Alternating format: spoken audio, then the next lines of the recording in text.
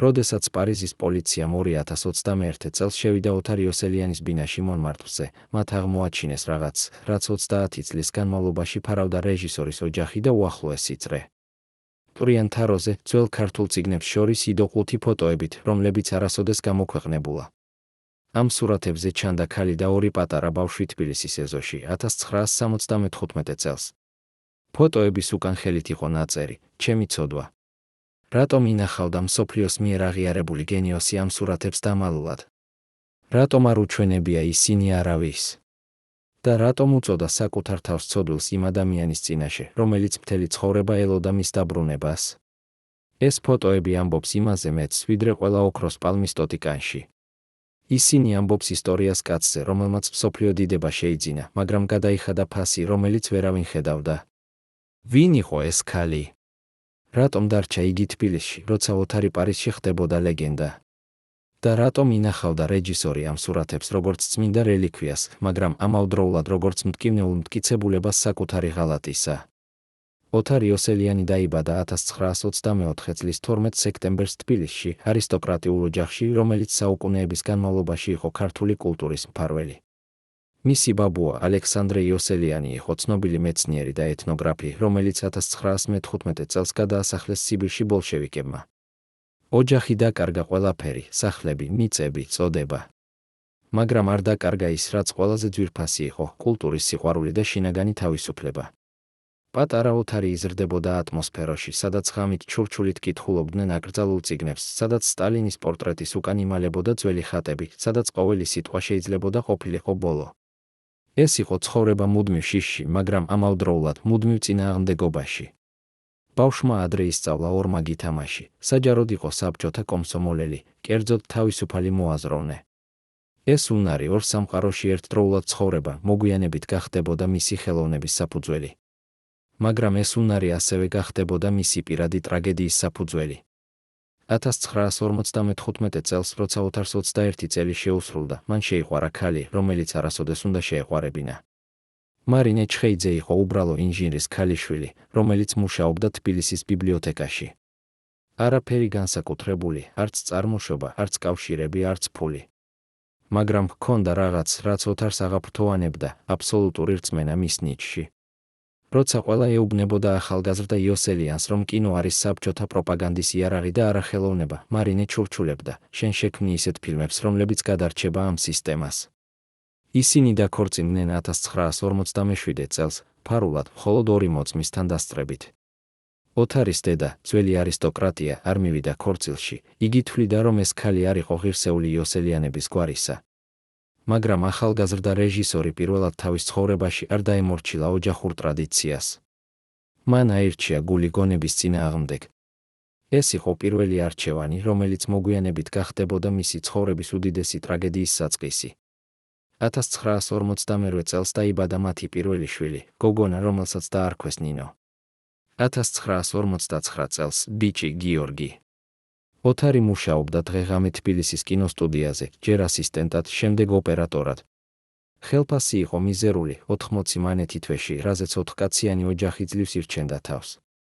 ცხოვრობდნენ კომუნალურ ბინაში, 2 პატარა ოთახში, სადაც ზამთარში ყინავდა, ზაფხულში კი სიცხე იყო აუტანელი. მარინე ღამით კერავდა სხვისთვის, რომ ფული გამოეშავა პურზე. ბავშვები ზრდიდა ძირითადად ბებია, ოთარის დედა, რომელიც ჯერ კიდევ არ ებოძებოდა რძალს, მაგრამ შვილიშვილებს უყვარდა ფანატიკურად. ეს იყო ცხოვრება სიღარიბეში, მაგრამ ამავდროულად ცხოვრება იმედში. ოთარი ჰპირდებოდა მარინეს, კიდევ 2-3 წელი და მე გადავიღებ ფილმს, რომელიც ყველაფერს შეცვლის. მარინე ელოდა. ბავშვები ზრდებოდნენ. ბებია ლოცულობდა. და ოთარი იღებდა ფილმს ფილმის მიღმა, რომლებიც საბჭოთა ცენზურა კვეთდა და კრძალავდა. 1975 წელს მოხდა რაღაც, რაც შეცვალა ყველაფერი. ოთარის ფილმმა აპრილი მიიღო პრიზი მოსკოვის კინოფესტივალზე. ეს იყო პირველი ნამდვილი აღიარება. მაგრამ ამავდროულად ეს იყო პირველი ნამდვილი საფრთხე. საბჭოთა ხელისუფლება ეჭვით უყურებდა რეჟისორებს, რომლებიც იღებდნენ ძალიან ხელოვნურ ფილმებს. ოთარს გააფრთხილეს, ან იღებ პროპაგანდისტულ კინოს, ან აღარ იღებ საერთოდ. მან უარი თქვა. ეს იყო მეორე არჩევანი, რომელიც განსაზღვრავდა მის ბედს. 1966 წლიდან 1969 წლამდე ოთარიო სელიანს არ მისცეს უფლება, გადაეღო ერთი ფილმიც კი. ოფიციალურად იდეოლოგიური მიზეზების გამო. რეალურად, იმიტომ რომ უარი თქვა ტყუილზე. ოჯახი ცხოვრობდა მარინეს ხელფასზე 50 მანეთი თვეში. ბავშვები დადიოდნენ ლაქლაქებში. ოთარი სვამდა. არა ბევრს, არა საჯაროდ, მაგრამ ყოველ საღამოს, ბინის პატარა სამზარეულოში, იგი ცარიელებდა ბოთლს ქართული ღვინის და ჩურჩულებდა მარინეს. მე ვკარგავ დროს. მე ვკარგავ ნიჭს. მე ვკარგავ ყველაფერს. მაგრამ მარინე არ კარგავდა რწმენას. იგი ეუბნებოდა, შენ ხარ ოთარიო სელიანი. შენ გადარჩები ამ სისტემას. და 1970 წელს, როცა ბრეჟნევის რეჟიმა ოდნავში ამსუბუქა ცენზურა, ოთარს მისცეს ნებართვა, გადაეღო ახალი ფილმი. იყო შობის ღამე, გახდა სენსაცია. ეს იყო ფილმი, რომელიც საუბრობდა ქართულ სულზე ისე, როგორც არავინ არასოდეს ესაუბრა. ფილმი აიკრძალა საბჭოთა კავშირში, მაგრამ გაიჟღერა დასავლეთში. პარიზის კინოკრიტიკოსები წერდნენ, ეს არის ახალი ტარკოვსკი. კანის ფესტივალმა მიიწვია ოთარი. და აქ დაიწყო ის, რაც მოგვიანებით მარინე უწოდებდა დასაწყის ჩვენი დასასრულისა. რატომ? რა მოხდა კანში 1972 წელს, რაც შეცვალა ყველაფერი? და რატომ ვერ წაიყვანა ოთარმა მარინეთან, როცა პირველად გაემგზავრა საზღვარგარეთ? პირველად ცხოვრებაში ოთარიო სელიანმა ნახა პარიზი 1972 წლის მაისში და ეს იყო შეხვედრა, რომელიც შეიძლება შედარებულიყო პირველ სიყვარულთან, ვნებიან, ბედისწერულ და განუკურნებელ. როცა თვითმფრინავი დაეშვა ორლის აეროპორტში 48 წლის რეჟისორი, რომელიც მთელი ცხოვრება იცხოვრა თბილისის კომუნალურ ბინაში, გადმოვიდა ტრაპიდან და პირველად სუნთქა ჰაერი, რომელშიც არ იყო შიში. ეს იყო ჰაერი თავისუფლების და ოთარი მთვრალი გახდა ამ ჰაერით უფრო სწრაფად, ვიდრე ყველაზე ძლიერი ღვინით. კანის ფესტივალზე მისი ფილმი იყო შობის ღამე მიიღო სპეციალური ჟიურის პრიზი. ფრანგი კრიტიკოსები წერდნენ, რომ ეს არის პოეზია კინოში, რომელიც ჩვენ დაგვავიწყდა. მაგრამ ყველაზე მნიშვნელოვანი არ იყო პრიზი. ყველაზე მნიშვნელოვანი იყო ის, რაც მოხდა ფესტივალის შემდეგ, ერთ პატარა კაფეში მონპარნასზე, სადაც ოთარს მიუსვლია ადამიანი, რომელიც შეცვლიდა მის ბედს. ჟან-ლუი ბორი იყო ერთ-ერთი ყველაზე გავლენიანი კინოპროდიუსერი ფრანგულ კინოში 1970-იან წლებში. მან აწარმოა ფილმები ტრიუფოსთვის, გოდარისთვის, რომერისთვის. იგი იყო კაცი, რომელსაც შეეძლო ნებისმიერი პროექტის დაფინანსება. და იგი იყო კაცი, რომელსაც ჰქონდა ერთი უჩვეულო თვისება, იგი ხედავდა გენიოსებს იქ, სადაც სხვები ხედავდნენ მხოლოდ უცნაურებს. როცა ბორიმ ნახა იყო შობის ღამე, მან დაუკარა ოთარს და უთხრა ფრაზა, რომელიც ჟღერდა როგორც ზღაპარი, მე მინდა, რომ შენ გადაიღო ფილმები პარიზში. მე მოგცემ ფულს, თავისუფლებას და დროს. შენ მხოლოდ უნდა შექმნა ხელოვნება. ოთარი იჯდა ამ კაფეში, სვამდა ესპრესოს, რომელიც გემოვნებოდა როგორც ამბროზია და ფიქრობდა, ეს არის ის, რაზეც მე ვოცნებობდი მთელი ცხოვრება. მაგრამ ამავდროულად სადღაც ღრმად მის გულში იწყებოდა რაღაც სხვა, პატარა, თითქმის შეუმჩნეველი ბზარი, რომელიც მოგვიანებით გახდებოდა უფსკრული. იმ საღამოს სასტუმროში ოთარმა დარეკა თბილისში. მარინემ აიღო ტელეფონი მეხუთე ზარზე, იგი ელოდა ამ ზარს მთელი დღე. როგორ არის? ჰკითხა მან და ხმაში ისმოდა ის ინტონაცია, რომელიც ოთარს ყოველთვის ანგრევდა გულს, ინტონაცია ქალისა, რომელიც ცდილობს ჩაიფაროს შიში ოპტიმიზმით. ყველაფერი შესანიშნავია, უპასუხა ოთარმა და დაიწყო ამბავი პრიზზე, ფესტივალზე, აპლოდისმენტებზე. მაგრამ არ უთხრა მთავარი. არ უთხრა ბორის შეთავაზებაზე. არ უთხრა იმ გრძნობაზე, რომელიც მას ეუფლებოდა პარიზის ქუჩებში სიარულისას, გრძნობაზე, რომ აქ, ამ ქალაქში, მას შეეძლო გახდომოდა ის, ვინც ნამდვილად იყო. რატომ დაუმალა? იმიტომ, რომ უკვე იცოდა პასუხი, რომელსაც მარინე მისცემდა კითხვაზე, წავიდეთ პარიზში ცხოვრებისთვის. მარინე უპასუხებდა, და ბავშვები? და შენი დედა? და ჩვენი ცხოვრება აქ? და ოთარი არ იყო მზად ამ კამათისთვის. ჯერ არ იყო მზად. დაბრუნდა თბილისში ივნისში და პირველი კვირა იყო როგორც დაბრუნება ციდან მიწაზე. კომუნალური ბინა, სადაც ჭერიდან წვეთავდა წვიმის დროს. მეზობლები, რომლებიც ჩხუბობდნენ საერთო სამზარეულოში. ბავშვები, რომლებიც ეხვეოდნენ მამას და ეკითხებოდნენ, მოგვიტანე რამე პარიზიდან. მან მოუტანა ორი პატარა ეიფელის კოშკი, პლასტმასის სუვენირები, რომლებიც ღირდა 2 ფრანკი ცალკე. ნინო და გიორგი თამაშობდნენ ამ კოშკებით, თითქოს ეს იყო უძვირფასესი საგანძური. მარინე უყურებდა ოთარს და ხედავდა რაღაცას, რაც მას აშინებდა, ხედავდა მის თვალებში დაკარგულობას. შენ აღარ ხარ აქ, უთხრა მან ერთ საღამოს, როცა ბავშვები დაიძინეს. შენი სხეული აქ არის, მაგრამ შენი სული დარჩა იქ, პარიზში. ოთარმა უარყო. მაგრამ ორივე იცოდა, რომ ეს იყო სიმართლე. 1974 წელს ოთარმა გადაიღო ახალი ფილმი საქართველოში, პასტორალი. ეს იყო ფილმი სოფლის ცხოვრებაზე, ფილმი, რომელშიც არაფერი ხდებოდა და ამავდროულად ხდებოდა ყველაფერი. საბჭოთა ცენზურამ ფილმი გაიარა, იმიტომ რომ ვერ გაიგო, რა იყო ის ნამდვილად. ეს იყო ფილმი იმის შესახებ, თუ როგორ კვდება ერთი სამყარო და როგორ არიბადება ახალი. პასტორალიმ მოიგო პრიზი ბერლინის ფესტივალზე. ოთარი კვლავ გაემგზავრა დასავლეთში. და ამჯერად, როცა დაბრუნდა, მან უთხრა მარინეს სიმართლე. ბორიმ თავაზობს კონტრაქტს.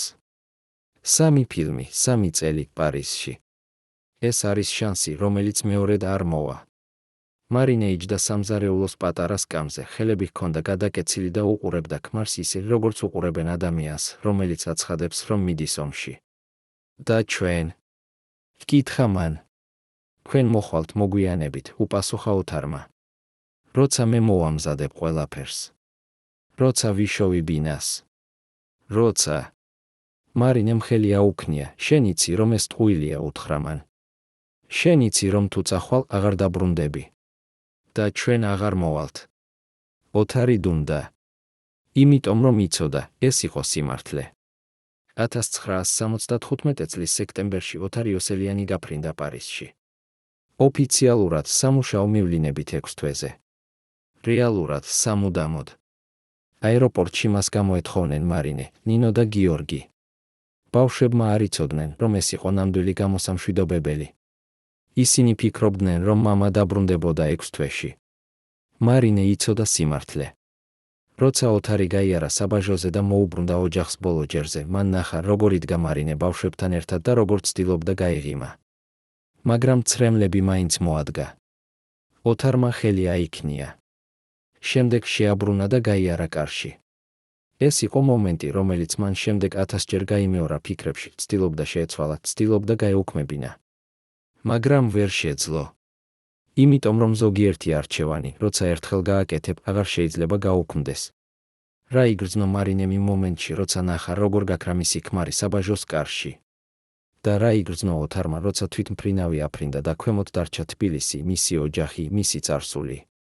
პარიზი შეხვდა ოთარ იოსელიანს როგორც მიჯნურს, რომელიც დიდი ხანია ელოდა.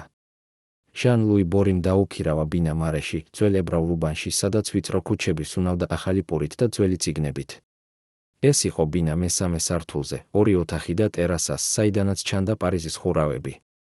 ოთარი იჯდა ამ ტერასაზე პირველ საღამოს, სვამდა წითელ ღვინოს, რომელიც ბორიმ გაუგზავნა როგორც მისასალმებელი საჩუქარი და ცდილობდა არ ეფიქრა იმაზე, რაც დატოვა თბილისში. მაგრამ ეს იყო შეუძლებელი. იმიტომ რომ ყოველ საღამოს ზუსტად 9 საათზე რეკავდა ტელეფონი. ეს იყო მარინე. იგი რეკავდა საერთო ტელეფონიდან, რომელიც იდგა მათი კომუნალური ბინის დერეფანში. ზარი ღირდა 3 მანეთი წუთში, ეს იყო თითქმის მთელი მისი დღიური ხელფასი. მაგრამ იგი რეკავდა ყოველ საღამოს. და ყოველ საღამოს ეკითხებოდა ერთსა და იმავეს, როდის გამოგვიგზავნი დოკუმენტებს? როდის მოვალთ? ოთარი პასუხობდა, მალე. ძალიან მალე. მე ვმუშაობ ამაზე. მაგრამ ეს იყო ტყუილი. იმიტომ რომ ის არ მუშაობდა ამაზე.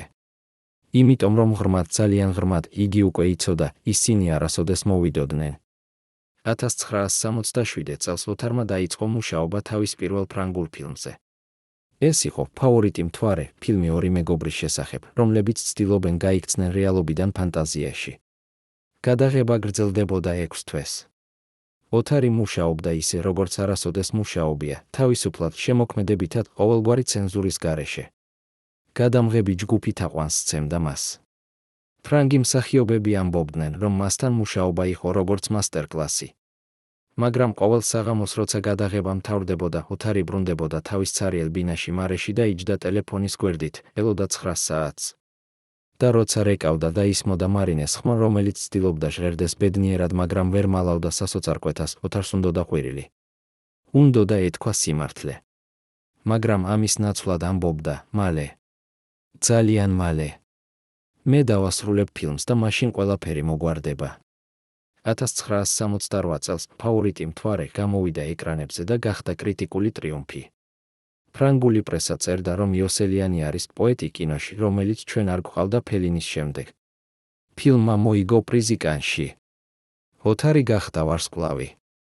მას იწვევდნენ ინტერვიუებში, ლექციებში, კოქტეილებზე. იგი იყო ეგზოტიკური ფრინველი პარიზის კულტურულ სალონებში, ქართველი გენიოსი, რომელიც გაიქცა საბჭოთა ტირანიიდან და მოიტანა თან ხელოვნება, რომელიც დასავლეთმა დაკარგა. ყველას უყვარდა ის. ყველა უნდოდა მასთან ყოფნა. და ოთარი ითვლებოდა ამ ყურადღებით, ამ აღიარებით, ამ სიყვარულით. მაგრამ ყოველ საღამოს 9 საათზე რეკავდა ტელეფონი. და მარინეს ხმა ხდებოდა უფრო და უფრო დაღლილი. ბავშვები კითხულობენ შენზე, ამბობდა იგი. ისინი ამბობენ, რომ მათი მამა არის ცნობილი რეჟისორი პარიზში. მაგრამ ისინი არ ესმით, რატომ არ მოდის სახლში. ოთარი პასუხობდა, მალე. ძალიან მალე. მაგრამ მალე იყო სიტყვა, რომელიც კარგავდა მნიშვნელობას ყოველი გამეორებით. 1969 წელს მოხდა რაღაც, რაც საბოლოოდ გაწყვიტა ბოლო ძაბს. ოთარი შეხვდა ქალს, რომელსაც ერქვა იზაბელ ვაისი. იგი იყო ფრანგი მსახიობი, 30 წლის, ლამაზი, ნიჭიერი, თავისუფალი. ისინი შეხვდნენ ერთ კინოპრემიერაზე. იზაბელმა მიუახლოვდა ოთარს და უთხრა, თქვენი ფილმები არის ყველაზე ლამაზი, რაც მე ოდესმე მინახავს. ისინი დალიეს ღვინო. შემდეგ დალიეს კიდევ.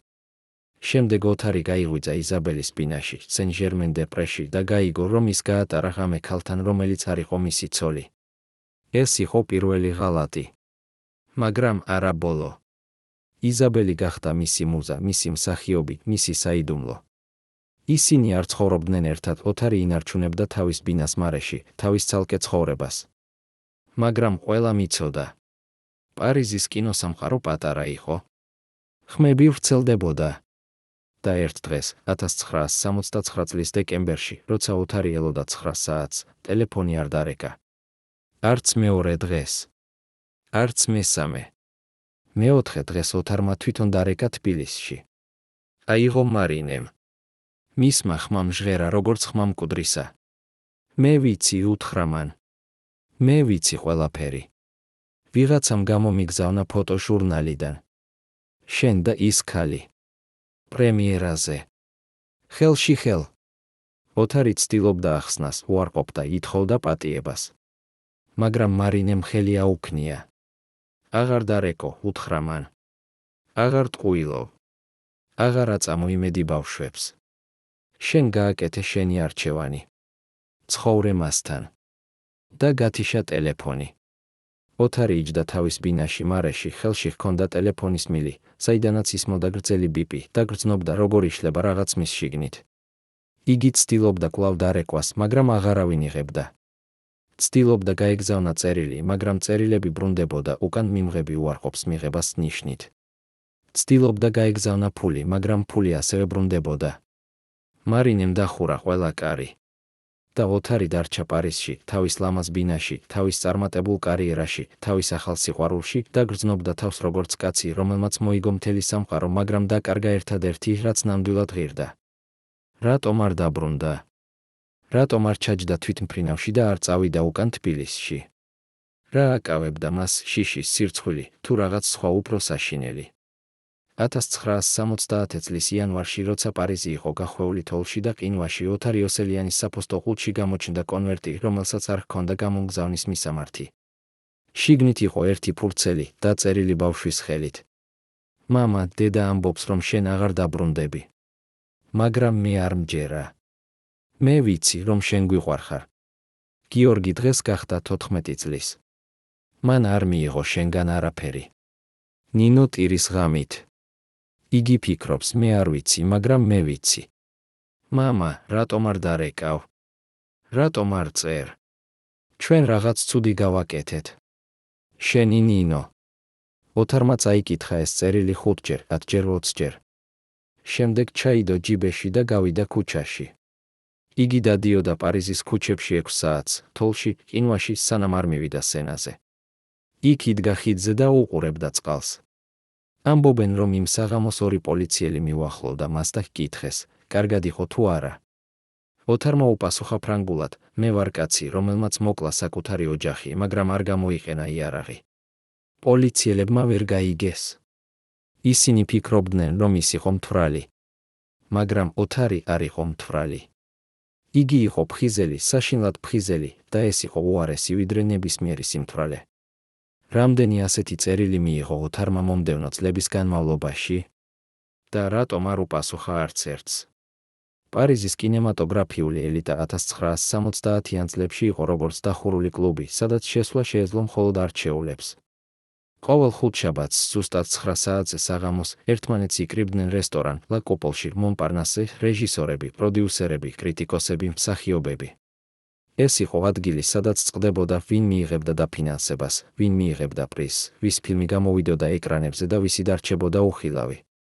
ოთარ იოსელიანი გახდა ამ კლუბის წევრი 1968 წელს, როცა ფავორიტმა მთვარემ მოიგო კანი. მას ჰქონდა თავისი მუდმივი მაგიდა კუთხეში, საიდანაც ჩანდა მთელი დარბაზი.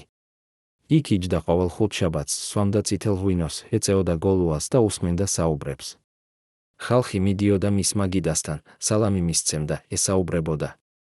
ყველა უყვარდა ოთარი, იგი იყო ჩუმი, თავაზიანი, ნიჭიერი. მაგრამ არავინ იცოდა, რომ ყოველ ხუთშაბათს, როცა საათი ხდებოდა 11 და რესტორანი იხურებოდა, ოთარი არ მიდიოდა სახლში. იგი მიდიოდა პიგალზე ერთ პატარა ბარში, სადაც იკრიბებოდნენ ქართველი ემიგრანტები, მძღოლები, მუშები, ადამიანები, რომლებიც გაიქცნენ საბჭოთა კავშირიდან და ცხოვრობდნენ პარიზის ჩრდილში. იქ ოთარი სვამდა ჭაჭას, ლაპარაკობდა ქართულად და ტიროდა. ვინ იყვნენ ეს ადამიანები, რომლებიც ხედავდნენ ნამდვილ ოთარს, არა ვარსკვლავს, არამედ დაკარგულ კაცს? ერთ-ერთი ამ ადამიანთაგანი იყო გიორგი ჭანტურია, ყოფილი ინჟინერი თბილისიდან, რომელიც პარიზში მუშაობდა ტაქსის მძღოლად. იგი იყო კაცი, რომელმაც ასევე დატოვა ოჯახი საქართველოში, ცოლი და 3 ქალიშვილი. გიორგი და ოთარი შეხვდნენ 1969 წელს იმ ბარში პიგალზე და გახდნენ მეგობრები იმ მეგობრობით, რომელიც შეიძლება არსებობდეს მხოლოდ ორ კაცს შორის, რომლებიც იზიარებენ ერთსა და იმავე ტკივილს. ისინი სვამდნენ ერთად, ლაპარაკობდნენ ერთად, ტიროდნენ ერთად. გიორგი ამბობდა, ჩვენ ვართ მოღალატეები. ჩვენ გავექეით თავისუფლებისკენ და დავტოვეთ ისინი, ვინც გვიყვარდა იქ იმ ჯოჯოხეთში. ოთარი პასუხობდა, მაგრამ რა უნდა გაგვეკეთებინა? დაგვებრუნებინა და დაგვეხრჩო ერთად მათთან. გიორგი ამბობდა, დიახ. ზუსტად ეს უნდა გაგვეკეთებინა. ისინი სვამდნენ სანამ ბარი არ დაიხურებოდა. შემდეგ გიორგი მიჰყავდა ოთარი თავის ტაქსით მარეში. და ყოველ ჯერზე როცა ოთარი გადიოდა მანქანიდან, გიორგი ეუბნებოდა, ოთარ, ჩვენ ვერასოდეს გამოვისყიდით ამ ცოდვას. ჩვენ ვიცხოვრებთ მასთან სიკვდილამდე. და ოთარი იცოდა, რომ ეს იყო სიმართლე. მაგრამ რა შეეძლო? როგორ შეეძლო დაბრუნება, როცა უკვე გადალახა ის წერტილი, საიდანაც დაბრუნება შეუძლებელი იყო? 1971 წელს ოთარმა დაიწყო მუშაობა ახალ ფილმზე, ქალაქის ქრონიკა. ეს იყო ფილმი პარიზზე, მაგრამ არა ის პარიზი, რომელსაც ხედავდნენ ტურისტები. ეს იყო პარიზი ემიგრანტების, მარტოხელების, დაკარგულების.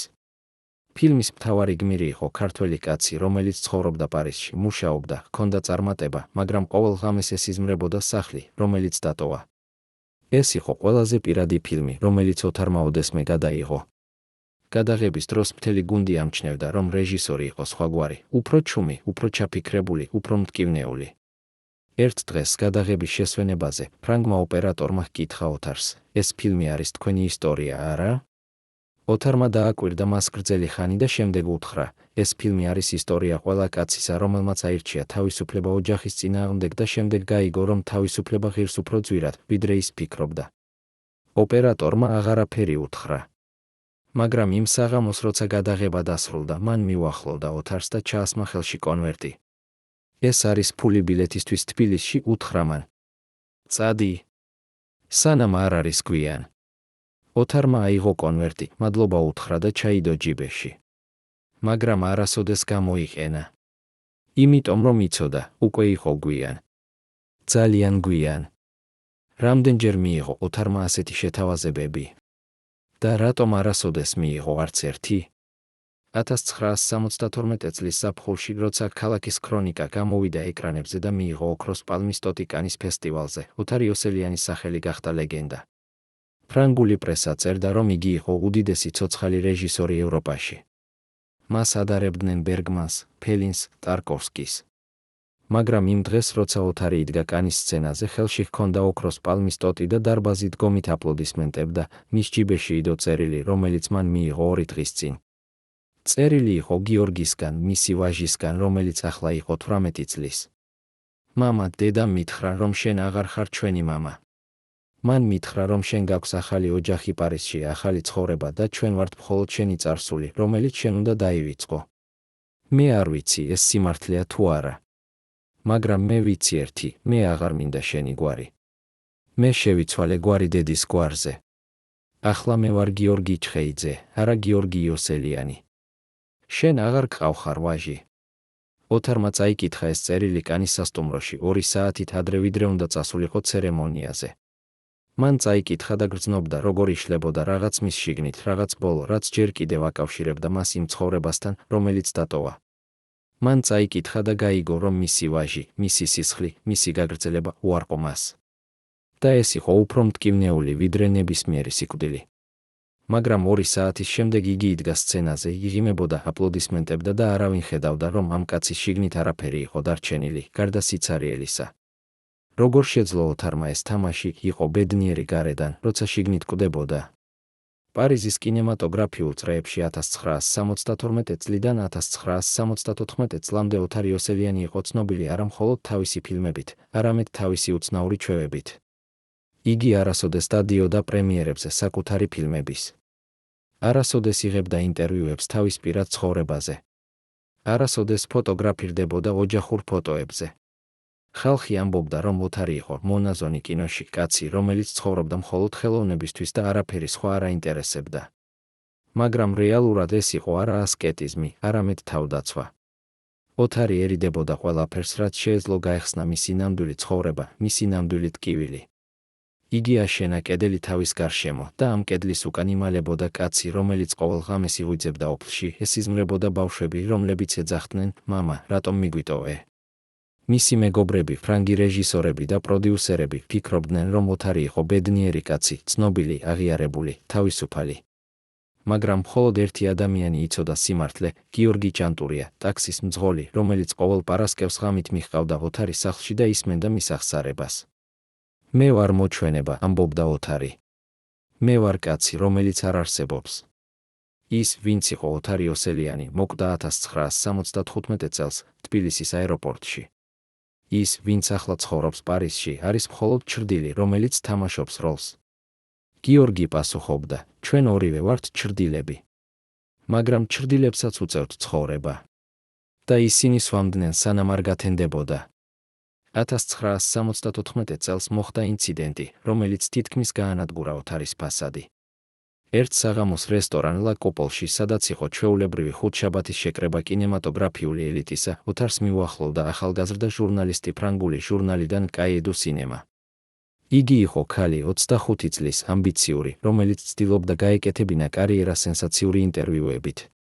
მან ჩამოჯდა ოთარის მაგიდასთან, მუკითხა ნებართვა ინტერვიუსთვის და როცა ოთარმა უარი თქვა, უთხრა, მე ვიცი, რატომ არ იღებთ ინტერვიუებს. მე ვიცი თქვენი საიდუმლო. ოთარი გაშეშდა. რა საიდუმლო? ჰკითხა მან. ჟურნალისტმა გამოიღო ფოტო და დადო მაგიდაზე. ფოტოზე ჩანდა ქალი და 2 ბავშვი, თბილისის ეზოში. ეს არის თქვენი ოჯახი, რომელიც თქვენ დატოვეთ საქართველოში, უთხრა ჟურნალისტმა. ეს არის ისტორია, რომელიც ყველას უნდა იცოდეს, როგორ გახდა დიდი რეჟისორი დიდი იმის ხარჯზე, რომ მიატოვა საკუთარი ბავშვები. ოთარი უყურებდა ფოტოს და გრძნობდა, როგორ ქრებოდა ჰაერი მის გარშემო. მთელი რესტორანი უყურებდა ამ სცენას. შემდეგ ოთარი ნელა წამოდგა, აიღო ფოტო, ჩაიდო ჯიბეში და უთხრა ჟურნალისტს ქართულად რაღაც, რაც არავინ გაიგო. შემდეგ გავიდა რესტორანიდან. მეორე დღეს ჟურნალისტმა გამოაქვეყნა სტატია, სათაურით იოსელიანის ორმაგი ცხოვრება. მაგრამ სტატია არ ჰქონდა დეტალები, იმიტომ რომ ოთარმა წაართვა ერთადერთი ფოტო, რომელიც ჰქონდა. სტატია იყო მხოლოდ ვარაუდები და ჭორები. კინემატოგრაფიულმა საზოგადოებამ არ მისცა მნიშვნელობა. მაგრამ ოთარმა იცოდა, მისი საიდუმლო აღარ იყო უსაფრთხო. რამდენ ხანს შეეძლო კიდევ დამალვა? 1975 წელს ოთარმა მიიღო წერილი, რომელიც შეცვალდა ყველაფერს. წერილი იყო მარინესგან, პირველი წერილი 6 წელიწადში.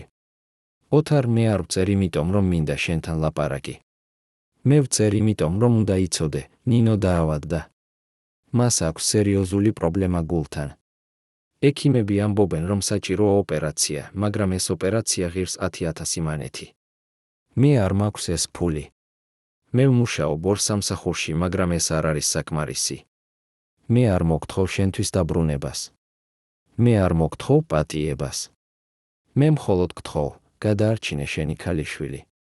თუ შენში დარჩა რაიმე ადამიანური, გააკეთე ეს. მარინე.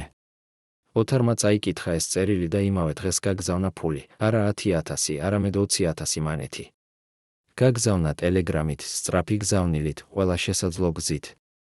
გაგზავნა და ელოდა პასუხს. მაგრამ პასუხი არ მოვიდა. არც 1 კვირის შემდეგ.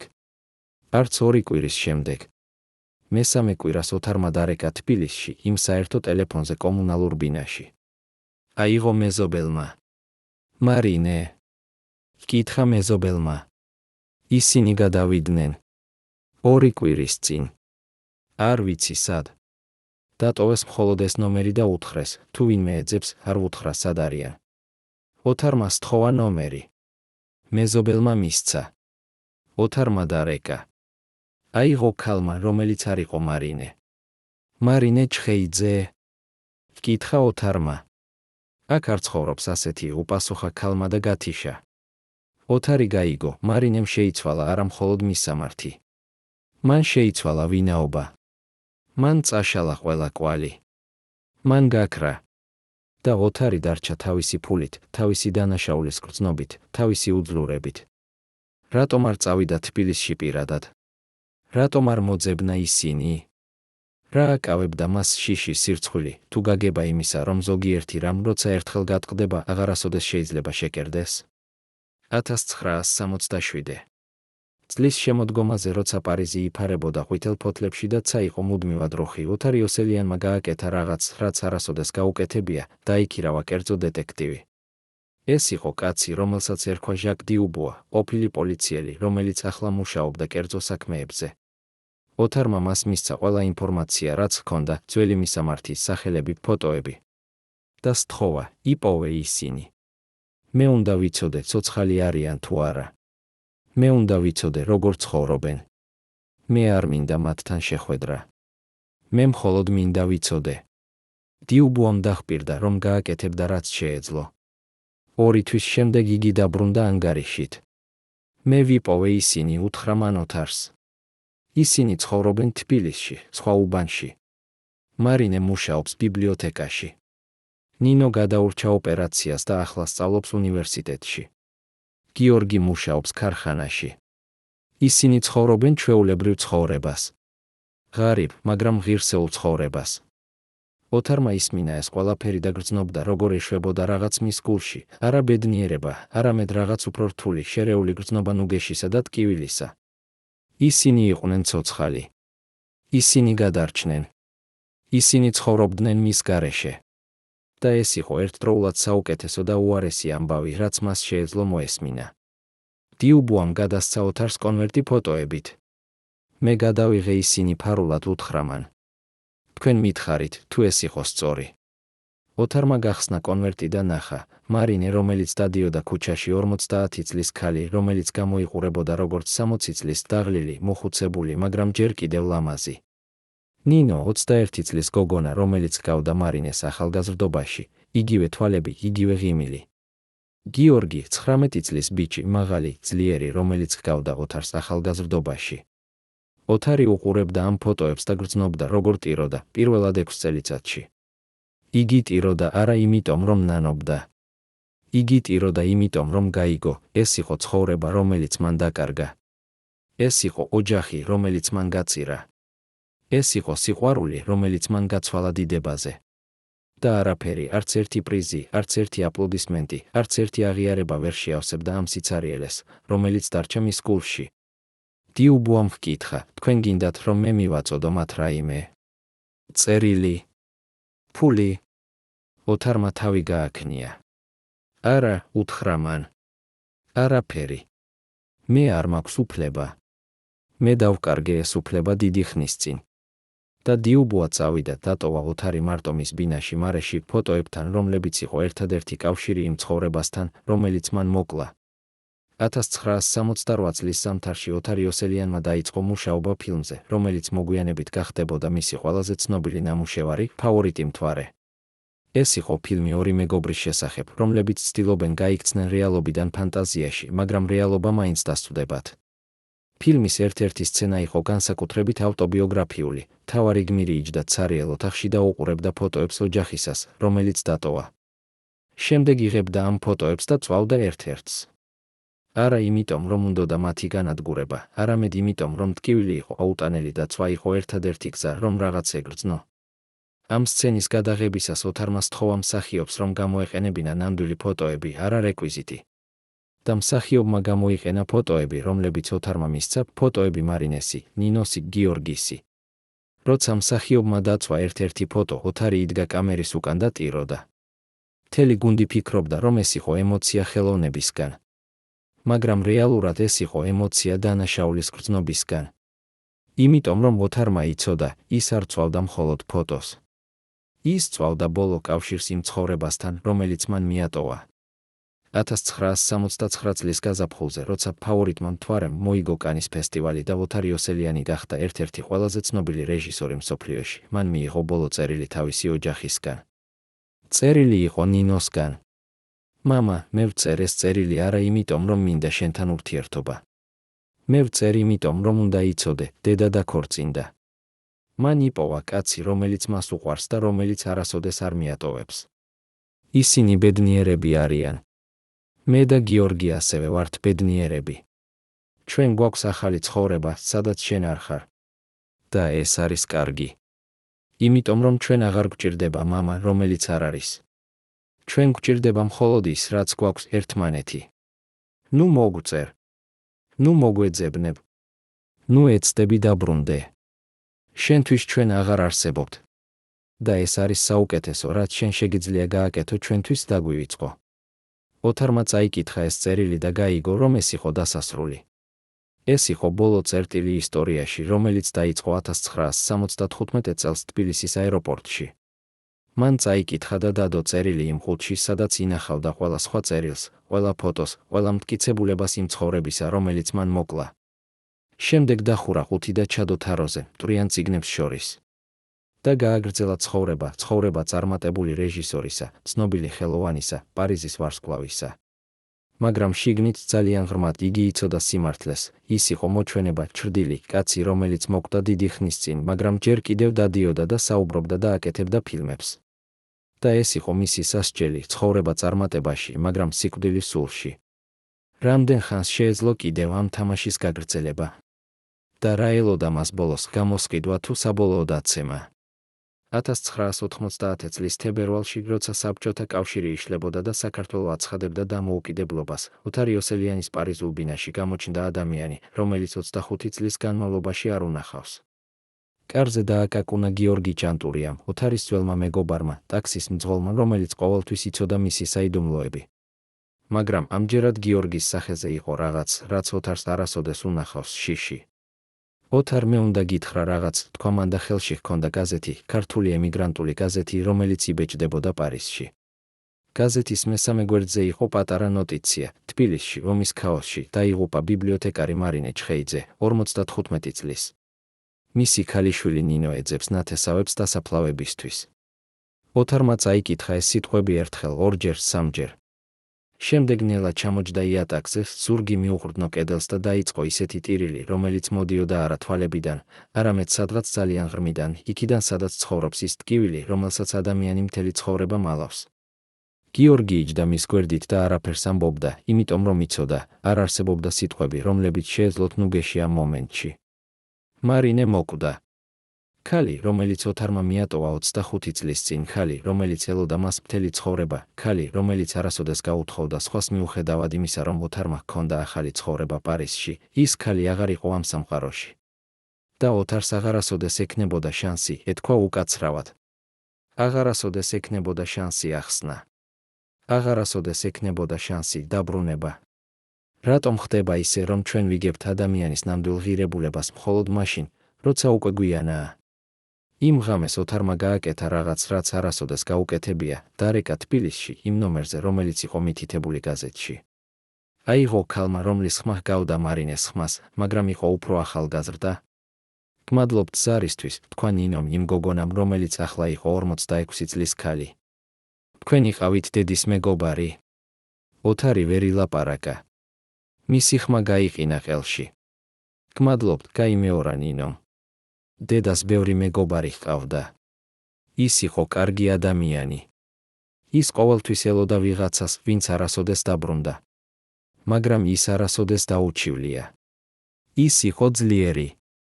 ოთარმა ისმინა ეს სიტყვები და გრძნობდა, როგორ იშლებოდა რაღაც მის შიგნით, რაღაც ბოლო, რაც აკავშირებდა მას ადამიანურობასთან. მე ვარ დაიწყო მან, მაგრამ ვერ დაასრულა. მე ვარ მისიცა და კიდევ ერთხელ. მაგრამ სიტყვები არ გამოდიოდა. იმიტომ რომ როგორ შეეძლო ეთქვა მე ვარ მისი ქმარი, როცა ის არ იყო ქმარი უკანასკნელ 25 წელს? როგორ შეეძლო ეთქვა მე ვარ შენი მამა, როცა ის არ იყო მამა მთელი ამ ქალის ცხოვრების განმავლობაში? გმადლობთ ზარისთვის, თქვა ნინომ მესამედ და გათიშა ტელეფონი. და ოთარი დარჩა ტელეფონის მილთან, რომელიც ისმოდა გრძელი ბიპი და გაიგო, ის დაკარგა არა მხოლოდ მარინე. ის დაკარგა უფლება, ეწოდა მამა. ის დაკარგა უფლება, ეწოდა ქმარი. ის დაკარგა უფლება, ეწოდა ადამიანი. მომდევნო 2 კვირის განმავლობაში ოთარი ოსელიანი გაქრა. მან გააუქმა ყველა შეხვედრა, ყველა ინტერვიუ, ყველა გადაღება. მან გათიშა ტელეფონი და არ გამოდიოდა ბინიდან. იჯდა თავის ოთახში მარეში, ფანჯრის წინ, საიდანაც ჩანდა პარიზის ხურავები და უყურებდა იმ ყუთს, რომელიც ინახავდა თაროზე 25 წლის განმავლობაში. ყუთი, სადაც იყო ყველა წერილი, ყველა ფოტო, ყველა მტკიცებულება იმ ცხოვრებისა, რომელიც მან მოკლა. 2 კვირის განმავლობაში ის არ ჭამდა, თითქმის არ სვამდა წყალს, მხოლოდ იჯდა და უყურებდა ამ ყუთს.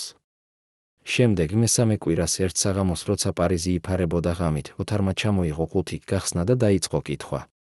წაიკითხა ყველა წერილი, ნინოს წერილები, გიორგის წერილები, მარინეს ერთადერთი წერილი. წაიკითხა და ნახა, როგორ იცვლებოდა ხელწერა წლების განმავლობაში, როგორ იზრდებოდნენ ბავშვები, როგორ ხდებოდნენ ისინი უფროსები, როგორ კარგავდნენ იმედს. წაიკითხა და გაიგო, ეს იყო ქრონიკა ერთი ოჯახის სიკვდილისა, ოჯახისა, რომელიც მან მოკლა არა ერთი დარტყმით, არამედ 1000 პატარა უგულებელყოფით, 1000 პატარა ტყუილით, 1000 პატარა არჩევანით, რომელშიც ის ყოველთვის ირჩევდა საკუთარ თავს მათ წინააღმდეგ. 1990 წლის მარტში ოთარი ოსელიანმა გააკეთა რაღაც, რაც შოკში ჩააგდო მთელი ფრანგული კინემატოგრაფიული საზოგადოება. მან გამოაცხადა, რომ წყვეტდა ყველა კონტრაქტს და მიდიოდა თბილისში. 2 თვით უთხრა მან თავის პროდიუსერს ჟან-ლუი ბორის. მე უნდა წავიდე. მე უნდა ვნახო ის, რაც დავტოვე. ბორი ცდილობდა მას დაერწმუნებინა, რომ ეს იყო შეცდომა. საქართველო არის ომში, ამბობდა იგი. იქ არის საშიშო. და რისთვის? რისთვის უნდა დაბრუნდე იქ, სადაც შენ აღარაფერი გაქვს? მაგრამ ოთარი იყო მტკიცე. მე მაქვს, უთხრა მან. მე მაქვს ქალიშვილი, რომელიც დაკრძალა დედა მარტო. მე მაქვს ვაჟი, რომელმაც შეიცვალა გვარი, რომ არ ეწოდა ჩემი შვილი. მე მაქვს საფლავი, რომელზეც უნდა წავიდე და ვთხოვო პატიება. და ბორიმ გაიგო, ეს არ იყო გადაწყვეტილება, რომელიც შეეძლო შეცვლა. ეს იყო რაღაც უფრო ღრმა, რაღაც, რაც ოთარს უნდა გაეკეთებინა, თუ უნდოდა გადარჩენა. 1990 წლის აპრილში, 25 წლის შემდეგ, ოთარი ოსელიანი ჩაჯდა თვითმფრინავში თბილისისკენ. როცა თვითმფრინავი აფრინდა და ქვემოთ დარჩა პარიზი, ოთარმა გახედა ფანჯარაში და გაიფიქრა, მე ვბრუნდები არა სახლში. მე ვბრუნდები ადგილზე, სადაც ჩავიდინე ყველაზე დიდი დანაშაული ჩემს ცხოვრებაში. მაგრამ ბრუნდებოდა. იმიტომ რომ ზოგჯერ ადამიანს სჭირდება დაბრუნება იქ, სადაც ყველაფერი დაიწყო, რომ გაიგოს, როგორ დასრულდა. რა იპოვა ოთარმა თბილისში? და შეძლო თუ არა ის, ეპოვა ის, რისთვისაც დაბრუნდა, არა პატიება, არამედ მაინც რაღაც, რაც მისცემდა მას უფლებას, გაეგრძელებინა ცხოვრება. თბილისი, რომელიც ოთარმა ნახა 1990 წლის აპრილში, არ იყო ის ქალაქი, რომელიც მან დატოვა 25 წლის წინ. ქუჩები იყო ნახევრად დანგრეული, ელექტროობა მუშაობდა 2-3 საათს დღეში, ხალხი დადიოდა შიმშილისგან გამხდარი და შიშისგან დაღლილი. ომი აფხაზეთთან ჯერ არ დაწყებულა, მაგრამ ჰაერში უკვე იგრძნობოდა ის დაძაბულობა, რომელიც წინ უსწრებს კატასტროფას. ოთარი ჩამოვიდა აეროპორტში და პირველი, რაც გააკეთა, იყო ტაქსის დაქირავება იმ მისამართზე, რომელიც მან იცოდა კერძო დეტექტივის ანგარიშიდან, მისამართი, სადაც ცხოვრობდა ნინო. ტაქსის მძღოლი იყო ხანდაზმული კაცი, რომელიც ამოიცნო ოთარი. თქვენ ხართ ის რეჟისორი, თქვა მან. ის, რომელიც პარიზში ცხოვრობს. ჩვენ ვამაყობთ თქვენით. ოთარმა არაფერი უპასუხა. იმიტომ რომ როგორ შეეძლო ეთქვა ამ კაცისთვის, რომ ის არ იყო ღირსი ამაყობისა. როგორ შეეძლო ეთქვა, რომ ის იყო მოღალატე, რომელიც გაიქცა და დატოვა ყველაფერი. ისინი მიდიოდნენ ქუჩებში, რომლებიც ოთარს ახსოვდა ბავშვობიდან, მაგრამ ახლა ყველაფერი იყო სხვაგვარი, უფრო ბნელი, უფრო ღარიბი, უფრო უიმედო. ბინა, სადაც ცხოვრობდა ნინო, იყო ძველ სახლში, მეხუთე სართულზე, სადაც ლიფტი არ მუშაობდა. ოთარი ავიდა კიბეებზე და ყოველი საფეხური იყო როგორც ნაბიჯი უკან დროში, უკან იმ ცხოვრებისკენ, რომელიც მან მიატოვა. მეხუთე სართულზე იდგა კარი, რომელზეც იყო დაწერილი ჩხეიძე. ოთარი იდგა ამ კარის წინ 5 წუთის განმავლობაში, ვერ გადაწყვეტდა, დაეკაკუნებინა თუ არა. შემდეგ, როცა უკვე უნდოდა წასვლა, კარი გაიღო. გამოჩნდა ქალი 46 წლის, რომელიც ჰგავდა მარინეს ახალგაზრდობაში, იგივე თვალები, იგივე ღიმილი, მაგრამ ღიმილი, რომელშიც იყო ბევრი ტკივილი. დიახ, ჰკითხა ნინომ და შეხედა ოთარს. და იმ მომენტში რაღაც მოხდა მის თვალებში, რაღაც აღიარება, რაღაც გაგება. შენ დაიწყო მან და ხმა დაუკარგა, შენ ხარ ცადა კიდევ ერთხელ. ოთარმა თავი დაუქნია. მე ვარ ოთარი ოსელიანი, თქვა მან ქართულად, პირველად 25 წელიწადში. მე ვარ შენი მამა. ნინო იდგა კარში და უყურებდა მას ისე, როგორც უყურებენ მოჩვენებას, შერეული გრძნობით შიშისა, გაკვირვებისა და რაღაც სხვა, რაც შეიძლება იყოს სიძულვილი, შეიძლება იყოს სიყვარული, შეიძლება იყო ორივე ერთდროულად. შემოდი, თქვა ნინომ საბოლოოდ და გაუხსნა კარი. ბინა იყო პატარა, ორი ოთახი, სადაც ყველაფერი იყო ძველი, გაცვეთილი, მაგრამ სუფთა და მოწესრიგებული. კედლებზე ეკიდა ფოტოები, მარინე, გიორგი, ნინო. მაგრამ არ იყო არც ერთი ფოტო ოთარისა. ჩაი გინდა? ჰკითხა ნინომ და ხმა ჰქონდა ისეთი, როგორც ადამიანს, რომელიც საუბრობს უცხოსთან, არა მამასთან. ოთარმა თავი გააქნია. მე მოვედი იმიტომ, რომ დაიწყო მან, მაგრამ ვერ იპოვა სიტყვები, იმიტომ რომ დედა მოკვდა. დაასრულა ნინომ. იმიტომ რომ ახლა, როცა უკვე გვიანაა, გადაწყვიტე გაიხსენო, რომ გყავდა ოჯახი. ოთარი დუმდა. იმიტომ რომ ეს იყო სიმართლე. მე ვიცი, ვინ ხარ შენ, გააგრძელა ნინომ. მე ვიცი, რომ შენ ხარ ცნობილი რეჟისორი. მე ვიცი, რომ შენ გაქვს პრიზები, დიდება, ფული. მაგრამ მე ასევე ვიცი, რომ შენ არ გყავდა გული, დაგვერეკა 25 წლის განმავლობაში. არ გყავდა გული, გამოგვეგზავნა ერთი წერილიც კი. არ გყავდა გული, გაგვეგო როგორ ცხოვრობდით, როგორ ვიტანჯებოდით, როგორ ველოდით. ოთარი ისმენდა ამ სიტყვებს და გრძნობდა, როგორ ეცემოდა ყოველი სიტყვა, როგორც დარტყმა. მაგრამ ის არ წყვეტდა. იმიტომ რომ იცოდა, ის იმსახურებდა ამ დარტყმებს. დედა მოკვდა ქუჩაში, თქვა ნინომ და ხმა დაუკარგა. ის მიდიოდა სამსახურიდან სახლში. იყო ბნელა, იმიტომ რომ ელექტროობა არ მუშაობდა. ის დაეცა და გაიტეხა თავი. არავინ ვერ დაეხმარა, იმიტომ რომ ქუჩები იყო ცარიელი, ხალხი შიშობდა გასვლას ღამით. მან იწვა იქ მთელი ღამე, ცივში სისხლში. დილით იპოვეს. მაგრამ უკვე იყო გვიან. ნინო ტიროდა ახლა და ცრემლები მოედინებოდა მის სახეზე, მაგრამ ხმა რჩებოდა მტკიცე. მე დაუკრძალე იგი მარტო. გიორგი იყო არმიაში. მე დაუკრძალე ჩვენი დედა, რომელიც მთელი ცხოვრება ელოდა კაცს, რომელიც არასოდეს დაბრუნდა. და ახლა შენ მოდიხარ აქ და მეკითხები რას? პატიებას? ნუ გეშს. რას ელოდი რომ მოგცემდი? ოთარმა შეხედა თავის ქალიშვილს, ამ ქალს, რომელიც იყო უცხო და ამავდროულად ისეთი ნაცნობი, და თქვა ერთადერთი სიტყვები, რომლებიც მას შეეძლო, მე არ ველოდი არაფერს. მე მოვედი იმიტომ, რომ უნდა გეთქვა სიმართლე, მე ვარ ყველაზე უარესი ადამიანი, რომელიც შენ ოდესმე შეგხვდა. და მე ვიცი, რომ არაფერი, რასაც მე ვიტყვი ან გავაკეთებ, ვერ შეცვლის ამას. რა უპასუხა ნინომ? და შეძლო თუ არა ოთარმა იპოვა რაიმე, რაც მისცემდა მას უფლებას ეწოდა მამა. ნინო იჯდა თავის პატარა სამზარეულოში, ხელები ჰქონდა გადაკეცილი მაგიდაზე და უყურებდა ოთარს ისე, როგორც უყურებენ ადამიანს, რომელიც უკვე მოკვდა, მაგრამ რატომღაც ჯერ კიდევ დგას და საუბრობს. შენ იცი რა იყო ყველაზე საშინელი? ჰკითხა მან საბოლოოდ. არა ის, რომ შენ წახვედი. არა ის, რომ შენ არ დაბრუნდი. არა ის, რომ შენ გქონდა ახალი ცხოვრება პარიზში. ყველაზე საშინელი იყო ის, რომ დედა არასოდეს შეწყვეტდა შენზე ლაპარაკს როგორც ცოცხალზე. იგი ამბობდა, შენი მამა არის დიდი ხელოვანი. მას აქვს მნიშვნელოვანი საქმე. ჩვენ არ უნდა ვაწუხოთ იგი ჩვენი პატარა პრობლემებით. იგი ამბობდა ამას, როცა ჩვენ არ გქონდა საკვები. იგი ამბობდა ამას, როცა მე ვავადდი და არ იყო ფული მკურნალობისთვის. იგი ამბობდა ამას, როცა გიორგი ტიროდა ღამით და ეძახდა მე მინდა მამა. იგი იცავდა შენს სახელს, როცა შენ არც კი იცოდი, ცოცხალი იყო თუ მკვდარი. ნინომ გააგრძელა და ხმა ხდებოდა უფრო და უფრო მტკიცე. მე ვიზრდებოდი და ვხედავდი, როგორ ხუჭავდა დედა. როგორ ხდებოდა იგი უფრო და უფრო მოხუცებული ყოველი წლით.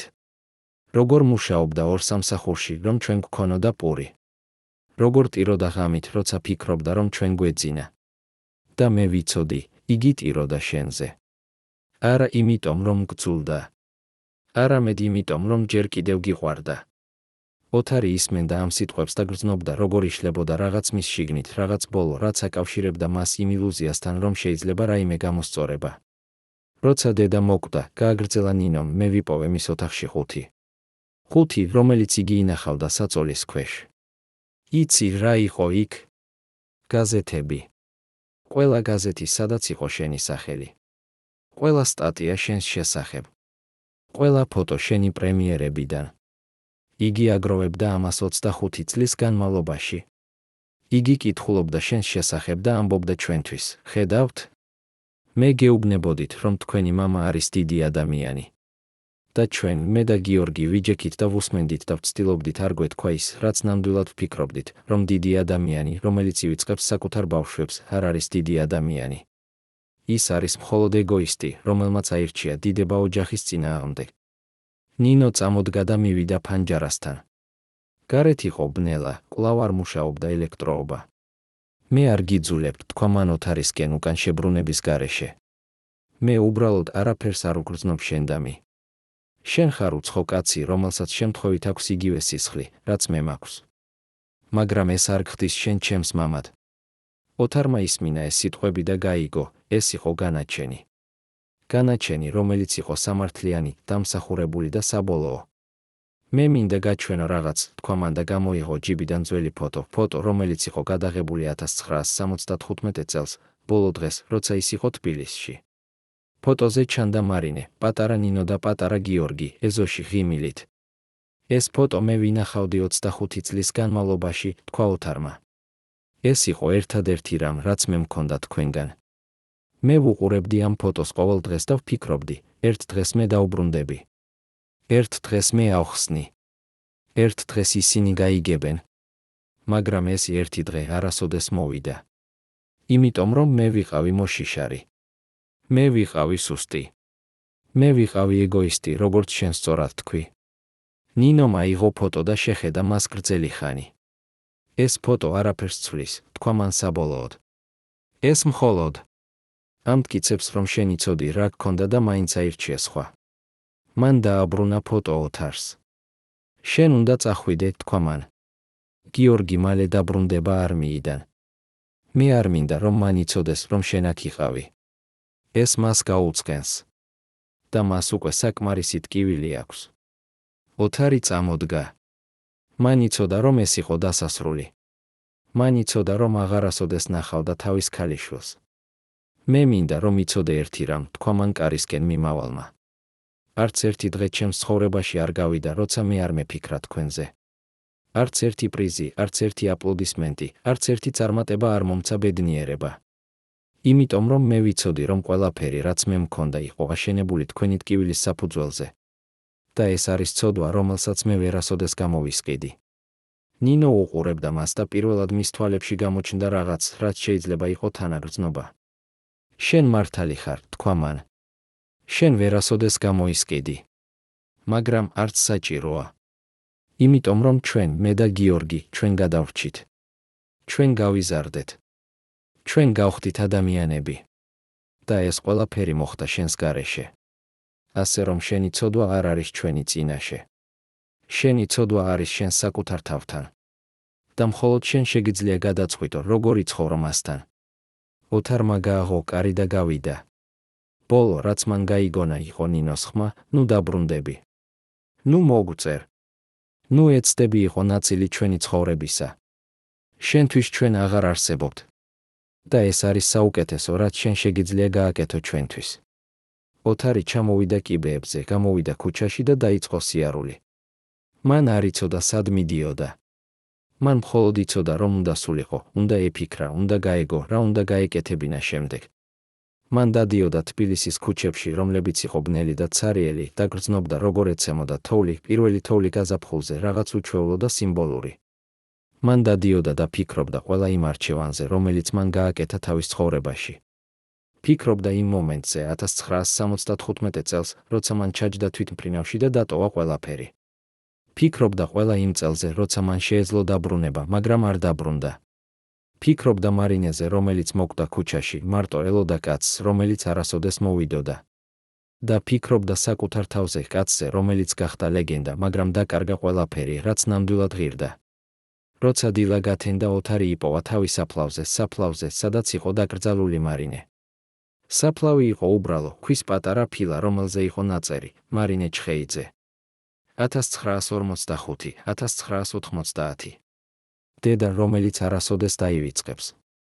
ოთარი დაიჩოქა ამ საფლავთან და დაიწყო ლაპარაკი ქალთან, რომელიც აღარ შეეძლო მოსმენა, მაგრამ რომელსაც მან უნდა ეთქვა ყველაფერი, რაც არასოდეს უთქვამს. რა უთხრა ოთარმა მარინეს იმ დილას? და იპოვა თუ არა ის რაიმე, რაც მისცემდა მას უფლებას დაბრუნებოდა პარიზში და გაეგრძელებინა ცხოვრება, თუ გაიგო, რომ ზოგიერთი ცოდვა ისეთი დიდია, რომ არც ცხოვრება და არც სიკვდილი ვერ გამოისყიდის მას. საფლავთან ცივ თბილისურ დილას ოთარი ოსელიანმა გააკეთა რაღაც, რაც მან არასოდეს გაუკეთებია არც ერთ ადამიანს, მან უთხრა სრული სიმართლე. არა ის სიმართლე, რომელსაც ის ამბობდა ინტერვიუებში, არა ის სიმართლე, რომელსაც ის წერდა თავის ფილმებში, არამედ ის სიმართლე, რომელიც იდო ყველაზე ღრმად, იქ სადაც ადამიანი ინახავს თავის ნამდვილ სახეს. მან უთხრა მარინეს, როგორ ისიჯდა პარიზულ რესტორნებში, გარშემორტყმული ადამიანებით, რომლებიც აქებდნენ მის გენიალურობას და გრძნობდა თავს როგორც ყველაზე მარტოხელა კაცი დედამიწაზე. მან უთხრა, როგორ ის აღიძვრებოდა ღამით ოფლში, ეს იზმრებოდა ის მომენტი თბილისის აეროპორტში, როცა მან უკან მოიხედა და ნახა მარინეს სახე, რომელიც ცდილობდა გაეღიმა, მაგრამ ვერ მალავდა ტკივილს. მან უთხრა, როგორ ის ატარებდა იმ ფოტოს ჯიბეში ყოველთვის, ფოტოს მათი ოჯახისას, და როგორ ის იღებდა მას ხანდახან, როცა იყო მარტო და უყურებდა მას სანამ არ იწყებოდა ტირილი. მან უთხრა, როგორ ის ცდილობდა დაერეკა 1000-ჯერ, მაგრამ ყოველ ჯერზე, როცა ხელი მიჰქონდა ტელეფონთან, რაღაც აჩერებდა, არა შიში, არა სირცხვილი, არამედ გაგება იმისა, რომ მას აღარ ჰქონდა უფლება.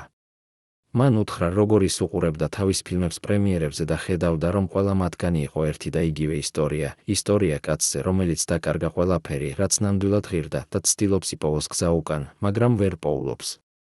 მან უთხრა, როგორ ის ეიმობდა თავის წარმატებებს შამპანურით, რომელიც გემოვნებოდა როგორც ნაღველი, და როგორ ის იღიმებოდა კამერებისთვის ღიმილით, რომელიც იყო ნიღაბი, რომელსაც ის ატარებდა ისე დიდი ხანი, რომ თითქმის დაივიწყა, როგორ გამოიყურებოდა მისი ნამდვილი სახე. მან უთხრა მარინეს, რომ ყველაზე საშინელი არ იყო დანაშაულის გრძნობა, ადამიანი შეიძლება ცხოვრობდეს დანაშაულის გრძნობასთან, შეიძლება ჩაეჩვიოს მას, შეიძლება თუნდაც გამოიყენოს იგი როგორც საწვავი შემოქმედებისთვის. ყველაზე საშინელი იყო გაგება იმისა, რომ ის გახდა ზუსტად ის, რასაც ყოველთვის ეშინოდა, გახდა კაცი, რომელიც გაყიდა სული წარმატებისთვის. მან უთხრა, როგორ ის ხედავდა საკუთარ თავს სარკეში ყოველ დილას და ვერ იცნობდა იმ ადამიანს, რომელიც უყურებდა უკან, ეს იყო კაცი შუახნის, კარგად ჩაცმული, წარმატებული, რომელსაც ჰქონდა ყველაფერი, რაც ადამიანს შეიძლება სურდეს, მაგრამ რომლის თვალებში იყო სიცარიელე, რომელსაც ვერაფერი ვერ შეავსებდა. მან უთხრა, როგორ ის ცდილობდა შეერსო ეს სიცარიელე ყველაფრით, მუშაობით, ალკოჰოლით, ურთიერთობებით, მაგრამ არაფერი არ მუშაობდა, იმიტომ რომ ის სიცარიელე არ იყო ადგილი, რომელიც უნდა შევსებულიყო რაღაცით ახლით, არამედ იყო ადგილი, საიდანაც რაღაც წაიღეს ოჯახი, წაიღეს სიყვარული, წაიღეს ის, რაც აკეთებდა ადამიანს ადამიანად. მან უთხრა, როგორ ის ხვდებოდა ფრანგ ქართველ ემიგრანტებს იმ ბარში პიგალზე და როგორ ისინი სვამდნენ ერთად და ტიროდნენ ერთად და როგორ ყველა მათგანი იყო ერთი და იგივე კაცები, რომლებმაც აირჩიეს თავისუფლება ოჯახის წინააღმდეგ და ახლა ცხოვრობდნენ თავისუფლებაში, რომელიც იყო როგორც ოქროს გალია, ლამაზი გარედან, მაგრამ შიგნით მხოლოდ სიცარიელე და ბნელეთი. მან უთხრა მარინეს, რომ ყველაზე მტკივნეული მომენტი მის ცხოვრებაში არ იყო ის დღე, როცა მან დატოვა თბილისი, არც ის დღე, როცა მან მიიღო ბოლო წერილი ნინოსგან, რომელშიც იგი ეუბნებოდა აღარ მოგწერო. ყველაზე მტკივნეული მომენტი იყო ის საღამო, 1990 წლის იანვარში, როცა მან წაიკითხა გაზეთში, რომ მარინე მოკვდა. იმიტომ რომ იმ მომენტში მან გაიგო, ის დაკარგა არა მხოლოდ ქალი, რომელიც უყვარდა, არა მხოლოდ ცოლი, რომელიც მიატოვა, არამედ დაკარგა ბოლო შანსი, ოდესმე ეთქვა უკაცრავად.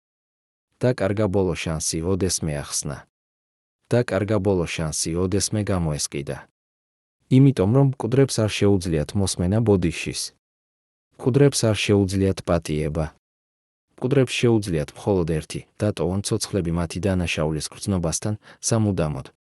მან უთხრა, როგორ ის იჯდა იმ საღამოს თავის პარიზულ ბინაში და გრძნობდა, როგორ რაღაც იშლებოდა მის შიგნით, რაღაც ბოლო, რაც აკავშირებდა მას ცხოვრებასთან. მან უთხრა, როგორ ის ფიქრობდა თვითმკვლელობაზე, არა როგორც გაქცევაზე, არამედ როგორც სამართლიან სასჯელზე.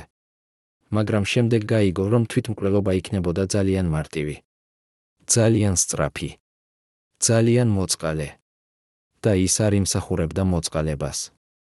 მან უთხრა მარინეს, რომ ის მოვიდა თბილისში არა იმიტომ, რომ ელოდა პატიებას, ის იცოდა, რომ პატიება იყო შეუძლებელი. ის მოვიდა იმიტომ, რომ უნდა ენახა, რა დარჩა მისი არჩევანის შემდეგ. უნდა ენახა ის ადამიანები, რომლებიც გადარჩნენ მის მიერ მიტოვების შემდეგ. უნდა ენახა ის ტკივილი, რომელიც მან გამოიწვია. იმიტომ რომ მხოლოდ მაშინ, როცა ადამიანი ხედავს თავისი ქმედებების შედეგებს, მხოლოდ მაშინ შეუძლია მას ნამდვილად გაიგოს, რა გააკეთა. და ის ნახა.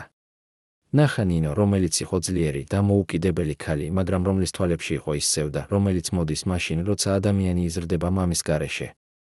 ნახა ის ბინა, სადაც ცხოვრობდა მისი ოჯახი, ღარიბი, მაგრამ ღირსეული ბინა, სადაც არ იყო არც ერთი მისი ფოტო, არც ერთი მისი კვალი, თითქოს ის არასოდეს არსებულა. ნახა ის საფლავი, სადაც იყო დაკრძალული მარინე, უბრალო მოკრძალებული საფლავი, რომელზეც არ იყო დაწერილი ცოლი, იმიტომ რომ ის აღარ იყო ცოლი, ის იყო მხოლოდ დედა, რომელიც გარდაიცვალა მარტო. და ის გაიგო, ეს იყო მისი ნამუშევარი. ეს იყო მისი შექმნილი.